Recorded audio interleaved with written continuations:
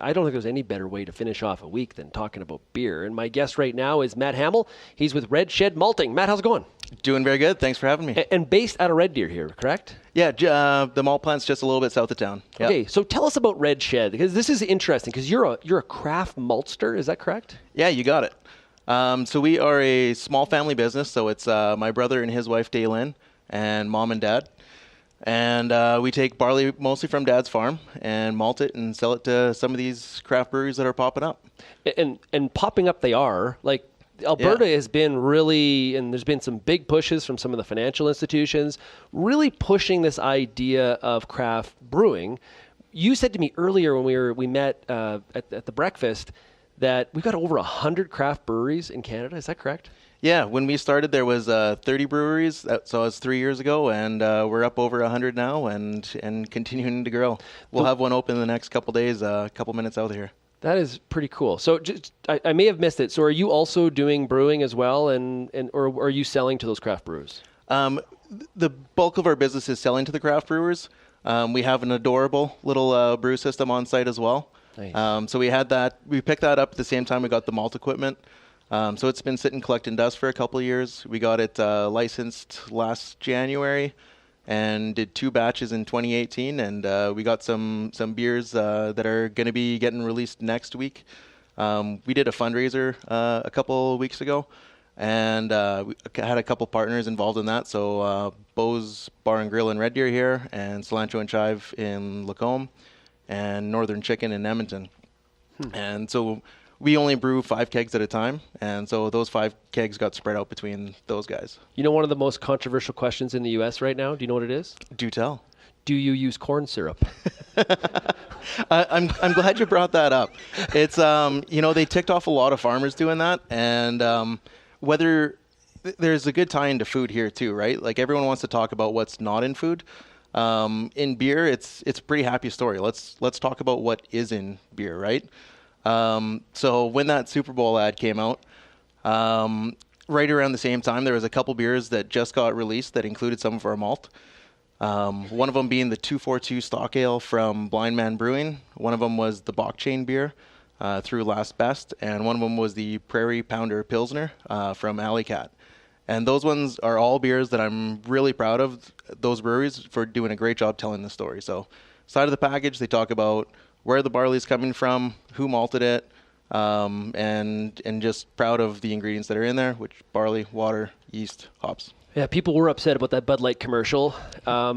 What's interesting is I've asked a lot of Americans, what are you doing drinking such tasteless beer in the first place? That's the thing we got to get down to. There's a lot better options out there. Now, talk about this blockchain beer. How is that going over?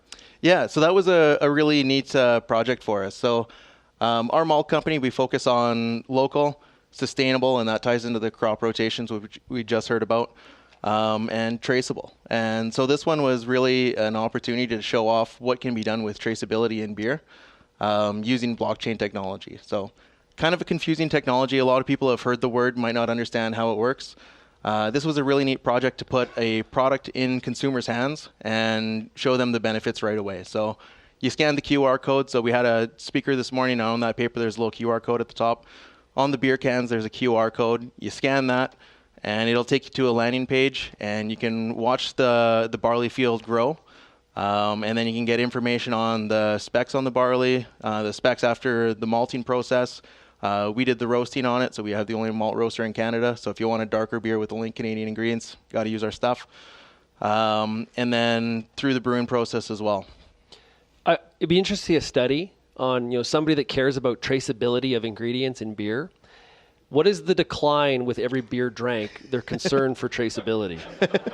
It's a sharper cliff. It's like, is it like, it's sort of like golf. Like it sort of goes up. Your golf game gets better, and then by about beer 4, it's right I think it's almost like as you crack the beer. It's like, okay, I got it now. I'm convinced. I'm convinced. Yeah. So is the brewing industry on the craft side, now there's only 2 current maltsters. Is that craft maltsters? Is that correct? Yeah, 2 craft maltsters and two really big maltsters in the province. And I don't want to get too deep into the weeds in your business, but how do you define craft maltster? Like what is that? You use the word sustainable, and I was going to ask you about how do you define that? But how do you define craft maltster?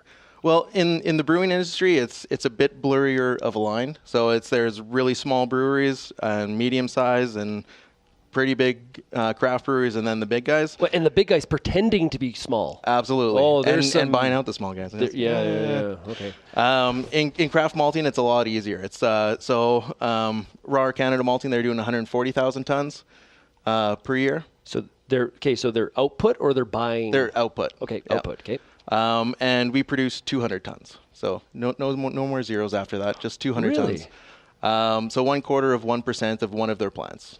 So that's interesting. So that's a massive difference. That line is actually a lot more clear. So I remember we were at a baseball tournament for my oldest boy. We were in Spokane, Washington. Mm-hmm. Okay, and so I dropped him off at the field, and I go to this local pub. It was like a sports bar, a pizza joint, and I sit down and I said, "What's on tap?" And she's like, "Oh, we only have local beers." I was like, okay, that sounds good. What do you got? She's like, well, I got this one and this one and this one. She's like, oh, and we also have a very good craft brew from Canada. You're really going to enjoy this one. I was like, oh, really? And now I'm interested. Like, who's making an inroad in the Spokane market? She's like, it's called Kokanee. I'm like, oh, really? But we talk about food marketing and telling a story, and boy, it's the consumer is so easily. There's just one example of how the consumer can be steered in a certain direction. You use the word sustainability from a maltster standpoint. How do you define that? What does that actually mean? Great question, because it is a very vague word. So we kind of look at it from a few different angles. So on the farm side, barley is a hugely important crop for Alberta, both for the malt market and for the livestock industry. And Alberta is the best place to grow barley because of our hot summer days and cool nights. So we want it to remain a part of the rotation on our farm. And we want to see more farmers add barley as kind of that third crop to keep that 3-year rotation. So there's sustainability from that point.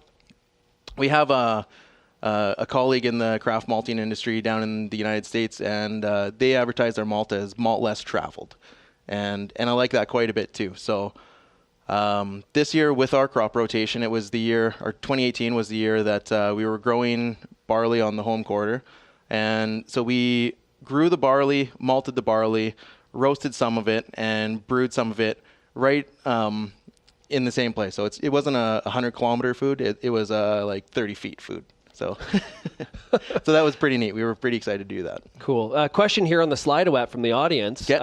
They said, Anonymous says, will home malting ever become something people would get into like they have with home brewing? Yeah. So it's people have been doing some home malting.